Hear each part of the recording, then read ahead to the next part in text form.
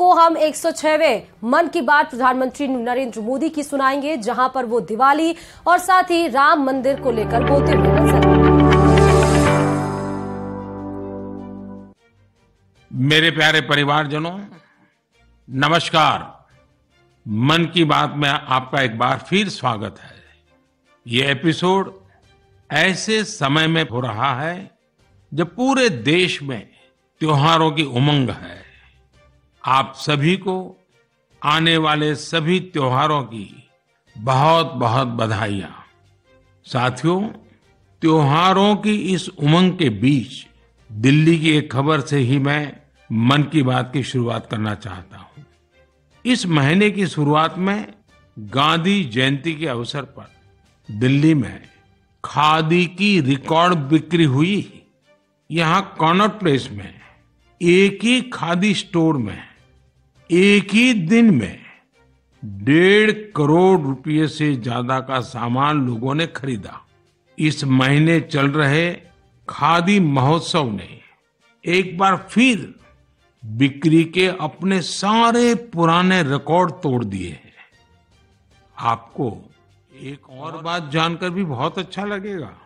10 साल पहले देश में जहां खादी प्रोडक्ट्स की बिक्री बड़ी मुश्किल से 30,000 करोड़ रुपए से भी कम थी, अब ये बढ़कर 1.25 लाख करोड़ रुपए के आसपास पहुंच रही है। खादी की बिक्री बढ़ने का मतलब है इसका फायदा शहर से लेकर गांव तक में अलग अलग वर्गों तक पहुंचता है। इस बिक्री का लाभ हमारे बुनकर, हस्तशिल्प के कारीगर, हमारे किसान, आयुर्वेदिक पौधे लगाने वाले, कुटीर उद्योग, सबको लाभ मिल रहा है। और यही तो वोकल फॉर लोकल अभियान की ताकत है। और धीरे धीरे आप सब देशवासियों का समर्थन भी बढ़ता जा रहा है। साथियों, आज मैं अपना एक और आग्रह आपके सामने दोहराना चाहता हूं और बहुत ही आग्रह पूर्वक दोहराना चाहता हूं। जब भी आप पर्यटन पर जाएं, तीर्थाटन पर जाएं, तो वहां के स्थानीय कलाकारों के द्वारा बनाए गए उत्पादों को जरूर खरीदें। आप अपनी उस यात्रा के कुल बजट में स्थानीय उत्पादों की खरीदी को एक महत्वपूर्ण प्राथमिकता के रूप में जरूर रखें। 10% हो, 20% हो, जितना आपका बजट बैठता हो, लोकल पर जरूर खर्च करिएगा और वहीं पर खर्च कीजिएगा। साथियों, हर बार की तरह इस बार भी हमारे त्योहारों में हमारी प्राथमिकता हो वोकल फॉर लोकल, और हम मिलकर उस सपने को पूरा करें। हमारा सपना है आत्मनिर्भर भारत। इस बार ऐसे प्रोडक्ट से ही घर को रोशन करें जिससे मेरे किसी देशवासी के पसीने की महक हो, मेरे देश के किसी युवा का टैलेंट हो, उसके बनने में मेरे देशवासियों को रोजगार मिला हो, रोजमर्रा की जिंदगी की कोई भी आवश्यकता हो, हम लोकल ही लेंगे। लेकिन आपको एक और बात पर गौर करना होगा। वोकल फॉर लोकल की ये भावना सिर्फ त्योहारों की खरीदारी तक के लिए सीमित नहीं है। और कहीं तो मैंने देखा है दिवाली का दिया लेते हैं और फिर सोशल मीडिया में डालते हैं वोकल फॉर लोकल। नहीं जी, वो तो शुरुआत है। हमें बहुत आगे बढ़ना है। जीवन की हर आवश्यकता हमारे देश में सब कुछ उपलब्ध है। ये विजन केवल छोटे दुकानदारों और रेहड़ी पटरी से सामान लेने तक सीमित नहीं है। आज भारत दुनिया का बड़ा मैन्युफैक्चरिंग हब बन रहा है। कई बड़े ब्रांड यहीं पर अपने प्रोडक्ट को तैयार कर रहे हैं। अगर हम उन प्रोडक्ट को अपनाते हैं तो मेक इन इंडिया को बढ़ावा मिलता है और ये भी लोकल के लिए वोकल ही होना होता है। और हाँ, ऐसे प्रोडक्ट को खरीदते समय हमारे देश की शान यूपीआई डिजिटल पेमेंट सिस्टम से पेमेंट करने के आग्रही बने, जीवन में आदत डालें और उस प्रोडक्ट के साथ या उस कारीगर के साथ सेल्फी नमो ऐप पर मेरे साथ शेयर करें, और वो भी मेड इन इंडिया स्मार्टफोन से। मैं उनमें से कुछ पोस्ट को सोशल मीडिया पर शेयर करूंगा ताकि दूसरे लोगों को भी वोकल फॉर लोकल की प्रेरणा मिले। साथियों, जब आप भारत में बने, भारतीयों द्वारा बनाए गए उत्पादों से अपनी दिवाली रोशन करेंगे, अपने परिवार की हर छोटी मोटी आवश्यकता लोकल से पूरी करेंगे, तो दिवाली की जगमगाहट ज्यादा बढ़ेगी ही बढ़ेगी, लेकिन उन कारीगरों की जिंदगी में एक नई दिवाली आएगी, जीवन की एक नई सुबह आएगी, उनका जीवन शानदार बनेगा। भारत को आत्मनिर्भर बनाइए, मेक इन इंडिया ही चुनते जाइए, जिससे आपके साथ साथ और भी करोड़ों देशवासियों की दिवाली शानदार बने, जानदार बने, रोशन बने, दिलचस्प बने। मेरे प्यारे देशवासियों, 31 अक्टूबर का दिन हम सभी के लिए बहुत विशेष होता है। इस दिन हमारे लौह पुरुष सरदार वल्लभ भाई पटेल की जन्म जयंती मनाते हैं। हम भारतवासी उन्हें कई वजहों से याद करते हैं और श्रद्धा पूर्वक नमन करते हैं। सबसे बड़ी वजह है देश की 580 से ज्यादा रियासतों को जोड़ने में उनकी अतुलनीय भूमिका। हम जानते हैं, हर साल 31 अक्टूबर को गुजरात में स्टैच्यू ऑफ यूनिटी पर एकता दिवस से जुड़ा मुख्य समारोह होता है। इस बार इसके अलावा दिल्ली में कर्तव्य पथ पर एक बहुत ही विशेष कार्यक्रम आयोजित हो रहा है। आपको याद होगा, मैंने पिछले दिनों देश के हर गांव से, हर घर से मिट्टी संग्रह करने का आग्रह किया था। हर घर से मिट्टी संग्रह करने के बाद उसे कलश में रखा गया और फिर अमृत कलश यात्राएं निकाली गई। देश के कोने कोने से एकत्रित की गई ये माटी, ये हजारों अमृत कलश यात्राएं अब दिल्ली पहुंच रही है। यहां दिल्ली में उस मिट्टी को एक विशाल भारत कलश में डाला जाएगा और इसी पवित्र मिट्टी से दिल्ली में अमृत वाटिका का निर्माण होगा। यह देश की राजधानी के हृदय में अमृत महोत्सव की भव्य विरासत के रूप में मौजूद रहेगी। 31 अक्टूबर को ही देश भर में पिछले 2.5 साल से चल रहे आजादी के अमृत महोत्सव का समापन होगा। आप सभी ने मिलकर इसे दुनिया में सबसे लंबे समय तक चलने वाले महोत्सव में से एक बना दिया।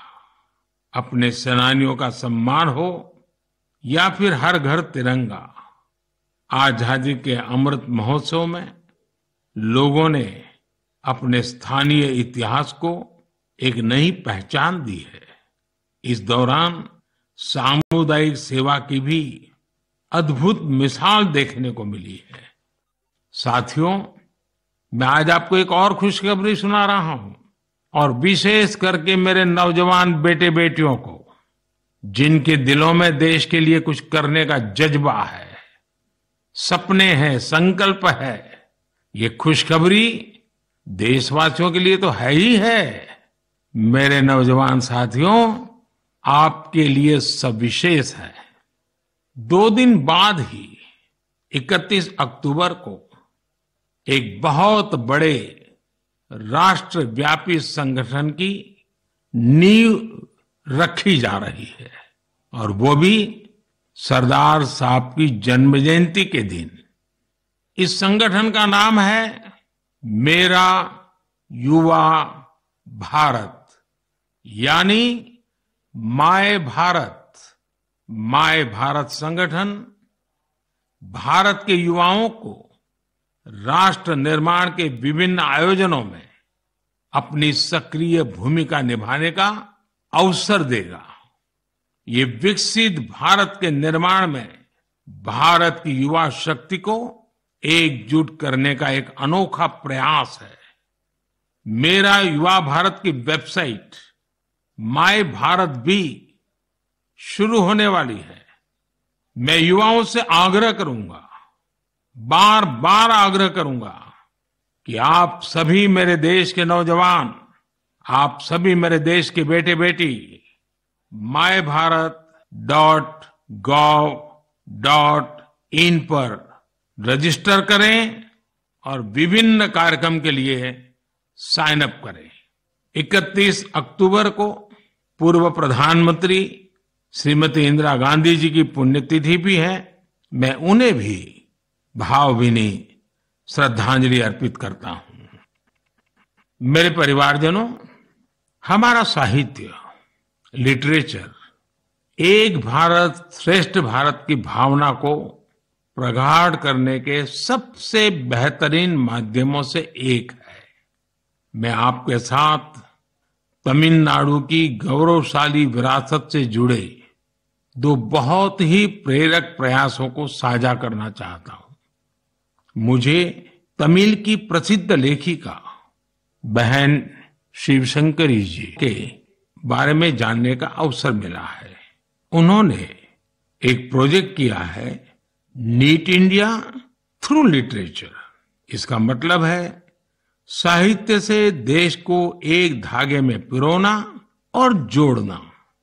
वे इस प्रोजेक्ट पर बीते 16 सालों से काम कर रही है। इस प्रोजेक्ट के जरिए उन्होंने 18 भारतीय भाषाओं में लिखे साहित्य का अनुवाद किया है। उन्होंने कई बार कन्याकुमारी से कश्मीर तक और इम्फाल से जैसलमेर तक देश भर में यात्राएं की, ताकि अलग अलग राज्यों के लेखकों और कवियों के इंटरव्यू कर सके। शिवशंकरी जी ने अलग अलग जगहों पर अपनी यात्रा की, ट्रैवल कमेंट्री के साथ उन्हें पब्लिश किया है। ये तमिल और अंग्रेजी दोनों भाषाओं में है। इस प्रोजेक्ट में 4 बड़े वॉल्यूम्स हैं और हर वॉल्यूम भारत के अलग अलग हिस्से को समर्पित है। मुझे उनकी इस संकल्प शक्ति पर गर्व है। साथियों, कन्याकुमारी के थिरु ए.के. पेरुमल जी का काम भी बहुत प्रेरित करने वाला है।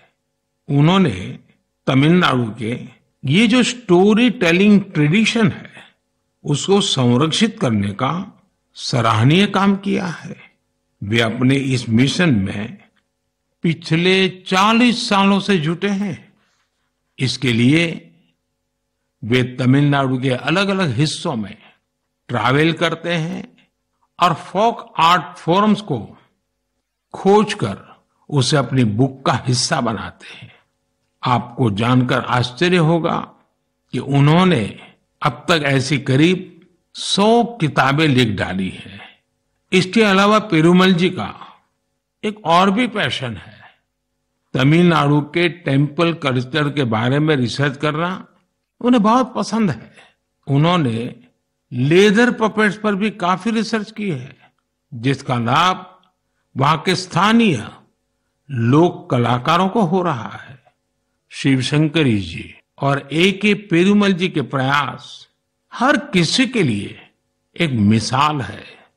भारत को अपनी संस्कृति को सुरक्षित करने वाले ऐसे हर प्रयास पर गर्व है जो हमारी राष्ट्रीय एकता को मजबूती देने के साथ ही देश का नाम, देश का मान सब कुछ बढ़ाए। मेरे परिवारजनों, आने वाले 15 नवंबर को पूरा देश जनजातीय गौरव दिवस मनाएगा। ये विशेष दिन भगवान बिरसा मुंडा की जन्म जयंती से जुड़ा है। भगवान बिरसा मुंडा हम सबके हृदय में बसे हैं। सच्चा साहस क्या है और अपनी संकल्प शक्ति पर अड़िग रहना किसे कहते हैं, ये हम उनके जीवन से सीख सकते हैं।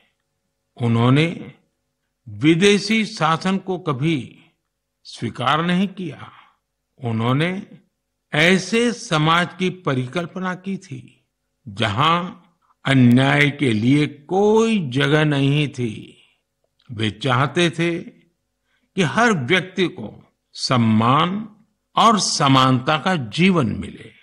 भगवान बिरसा मुंडा ने प्रकृति के साथ सद्भाव से रहना, इस पर भी हमेशा जोर दिया।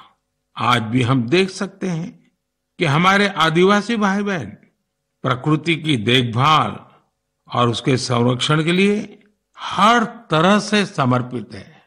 हम सबके लिए हमारे आदिवासी भाई बहन का ये काम बहुत बड़ी प्रेरणा है। साथियों, कल यानी 30 अक्टूबर को गोविंद गुरुजी की पुण्यतिथि भी है।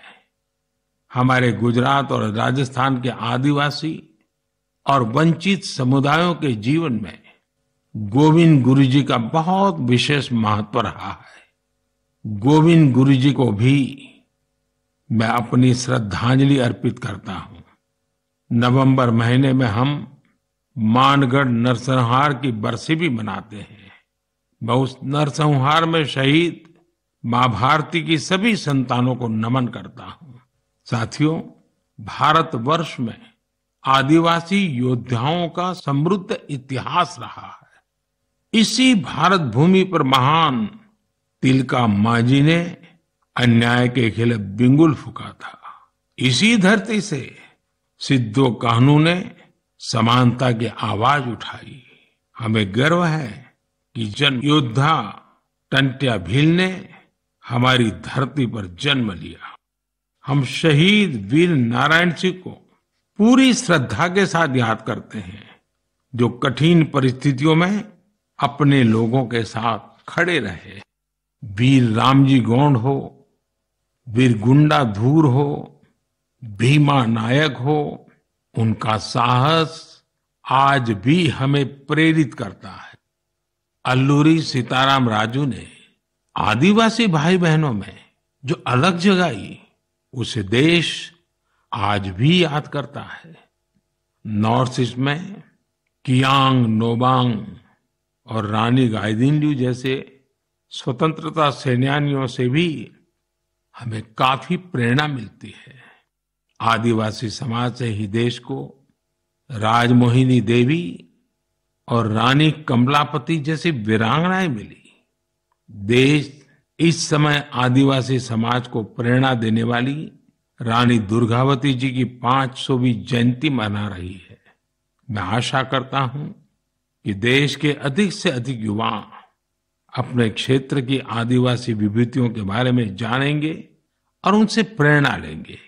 देश अपने आदिवासी समाज का कृतज्ञ है, जिन्होंने राष्ट्र के स्वाभिमान और उत्थान को हमेशा सर्वोपरि रखा है। मेरे प्यारे देशवासियों, त्योहारों के इस मौसम में इस समय देश में स्पोर्ट्स का भी परचम लहरा रहा है। पिछले दिनों एशियन गेम्स के बाद पैरा एशियन गेम्स में भी भारतीय खिलाड़ियों ने जबरदस्त कामयाबी हासिल की है। इन खेलों में भारत ने 111 मेडल जीतकर एक नया इतिहास रच दिया है। मैं पैरा एशियन गेम्स में हिस्से लेने वाली सभी एथलीट्स को बहुत बहुत बधाई देता हूं। साथियों, मैं आपका ध्यान special Olympics world summer games की ओर भी ले जाना चाहता हूं। इसका आयोजन बर्लिन में हुआ था। ये प्रतियोगिता हमारे इंटेलेक्चुअल डिसेबिलिटीज वाले एथलीटों की अद्भुत क्षमता को सामने लाती है। इस प्रतियोगिता में भारतीय दल ने 75 गोल्ड मेडल सहित 200 पदक जीते। रोलर स्केटिंग हो, बीच वॉलीबॉल हो, फुटबॉल हो या लॉन टेनिस, भारतीय खिलाड़ियों ने मेडल्स की झड़ी लगा दी। इन पदक विजेताओं की लाइफ जर्नी काफी इंस्पायरिंग रही है। हरियाणा के रणवीर सैनी ने गोल्फ में गोल्ड मेडल जीता है। बचपन से ही ऑटिज्म से जूझ रहे रणवीर के लिए कोई भी चुनौती गोल्फ को लेकर उनके जुनून को कम नहीं कर पाई। उनकी मां तो यहां तक कहती हैं कि रणवीर की वजह से परिवार में आज सब गोल्फर बन गए हैं। पुडुचेरी के 16 साल के टी विशाल ने 4 मेडल जीते। गोवा की सिया सरोदे ने पावर लिफ्टिंग में 2 गोल्ड मेडल सहित 4 पदक अपने नाम किए। 9 साल की उम्र में अपनी मां को खोने के बाद भी उन्होंने खुद को निराश नहीं होने दिया। छत्तीसगढ़ के दुर्ग के रहने वाले अनुराग प्रसाद ने पावर लिफ्टिंग में 3 गोल्ड और 1 सिल्वर मेडल जीता है। ऐसी ही प्रेरक गाथा झारखंड के इंदु प्रकाश की है, जिन्होंने साइकिलिंग में 2 मेडल जीते हैं। बहुत ही साधारण परिवार से आने के बावजूद इंदु ने गरीबी को कभी अपनी सफलता के सामने दीवार नहीं बनने दिया। मुझे विश्वास है कि इन खेलों में भारतीय खिलाड़ियों की सफलता इंटेलेक्चुअल डिसेबिलिटीज का मुकाबला कर रहे अन्य बच्चों और परिवारों को भी प्रेरित करेगी। मेरी आप सबसे भी प्रार्थना है, आपके गांव में, आपके गांव के अगल बगल में ऐसे बच्चे जिन्होंने इस खेलकूद में हिस्सा लिया है या विजयी हुए हैं, आप सपरिवार उनके साथ जाइए, उनको बधाई दीजिए और कुछ पल उन बच्चों के साथ बिताइए। आपको एक नया ही अनुभव होगा। परमात्मा ने उनके अंदर ऐसी एक शक्ति भरी है, आपको भी उसके दर्शन का मौका मिलेगा। जरूर जाइएगा। मेरे परिवारजनों, आप सभी ने गुजरात के तीर्थ क्षेत्र अंबाजी मंदिर के बारे में तो अवश्य ही सुना होगा। यह एक महत्वपूर्ण शक्तिपीठ है, जहां देश विदेश से बड़ी संख्या में श्रद्धालु मां अंबे के दर्शन के लिए पहुंचते हैं। यहाँ गब्बर पर्वत के रास्ते में आपको विभिन्न प्रकार की योग मुद्राओं और आसनों की प्रतिमाएं दिखाई देगी। क्या आप जानते हैं कि इन प्रतिमाओं की खास क्या बात है? दरअसल ये स्क्रैप से बने स्कल्पचर हैं, यानी एक प्रकार से कबाड़ से बने हुए, और जो बेहद अद्भुत है, यानी ये प्रतिमाएं इस्तेमाल हो चुकी कबाड़ में फेंक दी गई पुरानी चीजों से बनाई गई हैं। अंबाजी शक्तिपीठ पर देवी मां के दर्शन के साथ साथ ये प्रतिमाएं भी श्रद्धालुओं के लिए आकर्षण का केंद्र बन गई है। इस प्रयास की सफलता को देखकर मेरे मन में एक सुझाव भी आ रहा है।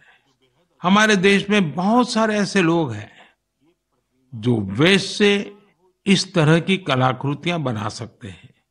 तो मेरा गुजरात सरकार से आग्रह है, वो एक प्रतियोगिता शुरू करे और ऐसे लोगों को आमंत्रित करे।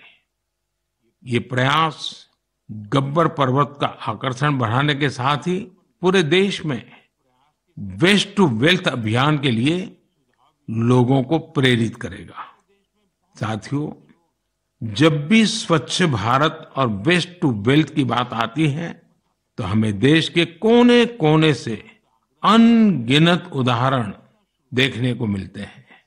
असम के कामरूप मेट्रोपॉलिटन डिस्ट्रिक्ट में अक्षर फोरम इस नाम का एक स्कूल बच्चों में सस्टेनेबल डेवलपमेंट की भावना भरने का, संस्कार का एक निरंतर काम कर रहा है। यहाँ पढ़ने वाले विद्यार्थी हर हफ्ते प्लास्टिक वेस्ट जमा करते हैं, जिसका उपयोग इको फ्रेंडली ईंटें और चाबी की चेन जैसे सामान बनाने में होता है। यहाँ स्टूडेंट्स को रिसाइकलिंग और प्लास्टिक वेस्ट से प्रोडक्ट बनाना भी सिखाया जाता है। कम आयु में ही पर्यावरण के प्रति ये जागरूकता इन बच्चों को देश का एक कर्तव्यनिष्ठ नागरिक बनाने में बहुत मदद करेगी। मेरे परिवारजनों, आज जीवन का कोई ऐसा क्षेत्र नहीं जहां हमें नारी शक्ति का सामर्थ्य देखने को नहीं मिल रहा हो। इस दौर में जब हर तरफ उनकी उपलब्धियों को सराहा जा रहा है तो हमें भक्ति की शक्ति को दिखाने वाली एक ऐसी महिला संत को भी याद रखना है जिसका नाम इतिहास के सुनहरे पन्नों में दर्ज है। देश इस वर्ष महान संत मीराबाई की 525वीं जन्म जयंती मना रहा है। वो देश भर के लोगों के लिए कई वजहों से एक प्रेरणा शक्ति रही है। अगर किसी की संगीत में रुचि हो तो वो संगीत के प्रति समर्पण का बड़ा उदाहरण ही है। अगर कोई कविताओं का प्रेमी हो तो भक्ति रस में डूबे मीराबाई के भजन उसे अलग ही आनंद देते हैं।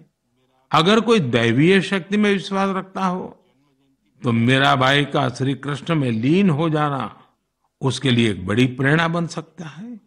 मीराबाई संत रविदास को अपना गुरु मानती थी। वो कहती भी थी, गुरु मिलिया रैदास दीनी ज्ञान की गुटकी। देश की माताओं, बहनों और बेटियों के लिए मीराबाई आज भी प्रेरणा पुंज है। उस कालखंड में भी उन्होंने अपने भीतर की आवाज को ही सुना और रूढ़िवादी धारणाओं के खिलाफ खड़ी हुई। एक संत के रूप में भी वे हम सबको प्रेरित करती है। वे भारतीय समाज और संस्कृति को तब सशक्त करने के लिए आगे आई जब देश कई प्रकार के हमले झेल रहा था। सरलता और सादगी में कितनी शक्ति होती है, ये हमें मीराबाई के जीवन काल से पता चलता है। मैं संत मीराबाई को नमन करता हूं। मेरे प्यारे परिवारजनों, इस बार मन की बात में इतना ही। आप सबके साथ होने वाला हर संवाद मुझे नई ऊर्जा से भर देता है। आपके संदेशों में उम्मीद और पॉजिटिविटी से जुड़ी सैकड़ों गाथाएं मुझ तक पहुंचती रहती है। मेरा फिर से आपसे आग्रह है, आत्मनिर्भर भारत अभियान पर बल दें, स्थानीय उत्पाद खरीदें, लोकल के लिए वोकल बने। जैसे आप अपने घरों को स्वच्छ रखते हैं, वैसे ही अपने मोहल्ले और शहर को स्वच्छ रखें। और आपको पता है, 31 अक्टूबर सरदार साहब की जयंती देश एकता के दिवस के रूप में मनाती है। देश के अनेक स्थानों पर रन फॉर यूनिटी के कार्यक्रम होते हैं। आप भी 31 अक्टूबर को रन फॉर यूनिटी के कार्यक्रम को आयोजित करें। बहुत बड़ी मात्रा में आप भी जुड़े, एकता के संकल्प को मजबूत करें। एक बार फिर मैं आने वाले त्योहारों के लिए अनेक अनेक शुभकामनाएं देता हूं। आप सभी परिवार समेत खुशियां मनाएं, स्वस्थ रहें, आनंद में रहे, यही मेरी कामना है। और हाँ, दिवाली के समय कहीं ऐसी गलती ना हो जाए कि कहीं आग की कोई घटनाएं हो जाए, किसी के जीवन को खतरा हो जाए, तो आप जरूर संभालिए, खुद को भी संभालिए और पूरे क्षेत्र को भी संभालिए। बहुत बहुत शुभकामनाएं, बहुत बहुत धन्यवाद।